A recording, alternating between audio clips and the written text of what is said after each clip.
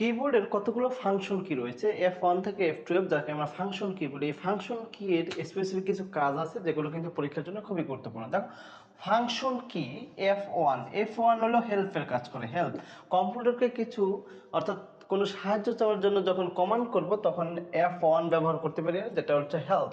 F2 হচ্ছে রিনেইমের কাজ করছে। রিনেইম, হ্যাঁ, কোনো নামকে আমরা পরবর্তীতে নামটা যদি পরিবর্তন করতে চাই সেটাকে রিনেইম করতে পারি। F3 হচ্ছে সার্চ।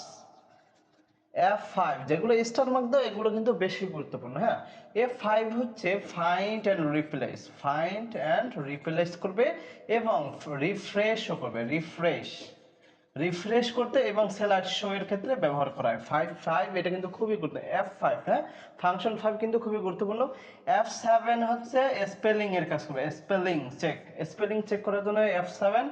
F8 হচ্ছে সেভ মোডে চলে যাবে, সেভ মোড। আর F12 হচ্ছে সেভ অ্যাজ, হ্যাঁ, সেভ অ্যাজ। এই ফাংশন কিগুলো কিন্তু পরীক্ষার জন্য খুবই গুরুত্বপূর্ণ। F1 help, F2 rename, F3 search, F5 হচ্ছে ফাইনাল রিপ্লেস, তারপর সেলার শো করবে, তারপরে কি করে রিফ্রেশ করতে পারে। F7 কি করতে পারে স্পেলিং, F8 সেভ মোডে চলে যাবে, F12 হচ্ছে যে সেভ অ্যাজ।